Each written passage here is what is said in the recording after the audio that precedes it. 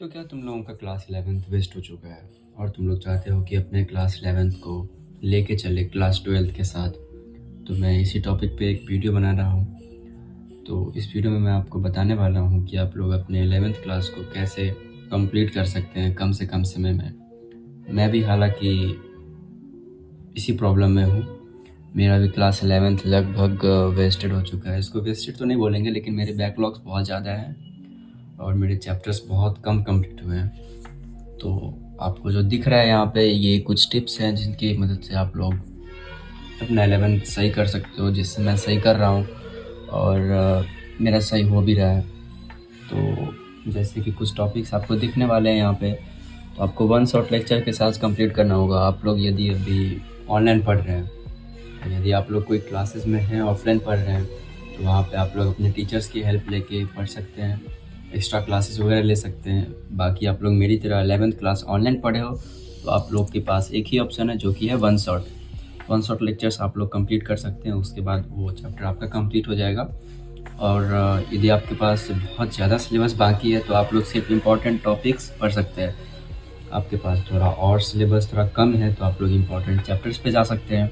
जैसे कि मान लीजिए फिज़िक्स में है तो हमारा मान लीजिए उसमें 14 चैप्टर्स हैं टोटल दोनों बुक में। तो आप लोग का मान लीजिए 10 चैप्टर्स बाकी हैं, तो आप लोग उसमें से कम 5-6 इंपॉर्टेंट चैप्टर्स भी कर सकते हैं।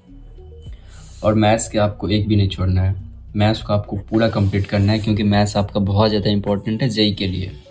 यदि आप लोग जेई का प्रिपरेशन कर रहे हैं और आप लोग यदि नीट का प्रिपरेशन कर रहे हैं, तो उसमें आपको बायो के हर चैप्टर्स को रिविज़न करना है और हर चैप्टर्स को अच्छे से पढ़ना है। और यदि जेई करना चाहते हैं तो आपको मैथ्स के ऑल एक्सरसाइज क्लास 11th के बहुत ही ज़्यादा इंपॉर्टेंट है और मुझे भी करना पड़ रहा है, मैं भी कर रहा हूँ, इसलिए मैं बोल रहा हूँ कि आप लोग को भी करना होगा। और ये हम लोग 11th क्लास जो है फरवरी तक कंप्लीट कर लेंगे, फरवरी स्टार्ट होने से पहले। एंड उसके बाद जो है हम लोग 12th का स्टार्ट करेंगे फरवरी से आप कर सकते हो, आपका मन है तो आप लोग मार्च से भी कर सकते हो। कुछ स्टूडेंट्स मार्च से कर रहे हैं, बट मेरा मन है कि फरवरी का जो बीच होता है यानी 15 फरवरी से मैं क्लास 12th का जो है सो स्टार्ट करूँगा पूरा सिलेबस। और हम लोग जहाँ कंफर्टेबल है वहाँ से क्लास 12th का स्टार्ट कर सकते हैं। जैसे आप लोग यदि कंफर्टेबल हो ऑनलाइन में तो आप लोग ऑनलाइन पढ़ सकते हो, आप लोग यदि ऑफलाइन में हो तो ऑफलाइन कर सकते हो। मैं तो ऑनलाइन नहीं पढ़ने वाला हूँ, क्योंकि मैंने अपना क्लास 11th ऑनलाइन पढ़ के देख लिया है। तो मैं अब ऑफलाइन ही चूज़ करूँगा, क्योंकि मेरे according I think offline best है, क्योंकि मुझसे ऑनलाइन नहीं हुआ। मेरे काफ़ी ज़्यादा बैकलॉग्स लगने लगे। मेरे जो लेक्चर्स हैं मैंने कंप्लीट नहीं कर रखा था सही से, इसी कारण मेरा बैकलॉग लगते गया। और हम लोग को स्टार्ट करना है बेसिक से। जैसे कि मेरे साथ 11th में हुआ था कि मैंने सीधा स्टार्ट किया, तो वहाँ पे हुआ क्या कि बहुत ज़्यादा हार्ड टॉपिक से स्टार्ट होने लगे, तो मुझे समझ में नहीं आने लगा। तो इसलिए इस चीज़ को मैं अपना समझ चुका हूँ, इसलिए 12th का जो स्टार्टिंग होगा मेरा वो एकदम बेसिक से करूँगा, एकदम बेसिक, ताकि मुझे काफ़ी जल्द समझ में आए। और पूरा ही बेसिक नहीं पढ़ना है, बेसिक से स्टार्ट करके एडवांस तक जाना है, बस ऐसे करना है। और उसके बाद मुझे क्वेश्चन प्रैक्टिस डेली करना है 12th क्लास में, जो कि मैंने 11th क्लास में नहीं किया है।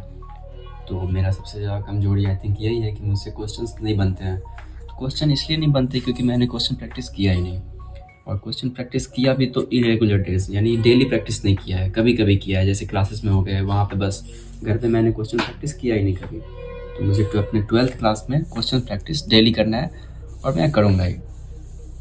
और टालना बंद करो। ये जो बोलते हैं कि अब नहीं हो पाएगा, अब साल ख़त्म हो गया, अब 11th कैसे पढ़ेंगे, तो ऐसी कोई बात नहीं है। साल ख़त्म हो गया है, होने दो। अभी भी हम लोग के पास 1 2 3 महीने, 3 महीने यानी मार्च तक का टाइम है। हम लोग मार्च तक अपने 11th के सिलेबस को कंप्लीट कर सकते हैं। यार तो आप लोग चाहो तो 12th के शुरू करने के साथ साथ क्लास 11th के भी बैकलॉग्स को कंप्लीट कर सकते हैं। एंड इसके बाद आप लोग कुछ एक ऐसा एक कॉपी आता है छोटा सा, जिसमें आप लोग डेली टास्क लिख सकते हैं। जैसे मेरा कुछ चैप्टर्स बाकी है नहीं है, वो हम लोग लिख सकते हैं, कौन सा चैप्टर पढ़ना है कौन सा नहीं पढ़ना है, किस टाइम को किस डेट को पढ़ना है। तो मैं अपना इसमें हेल्प लेता हूँ, उसमें लिख लेता हूँ। उसके बाद मैं उसको कंप्लीट करने में मुझे बहुत ज़्यादा हेल्प होती है, मुझे याद रहता है। और इस छोटे से कॉपी को अपने पास हमेशा रखना है, ताकि आपको याद रहे कि आप क्या पढ़ने वाले हो। जैसे कि मैंने यहाँ लिखा हुआ है सब कुछ, आपको भी कुछ ऐसा ही करना है।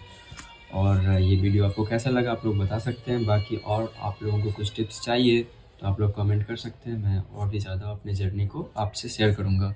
Thank you.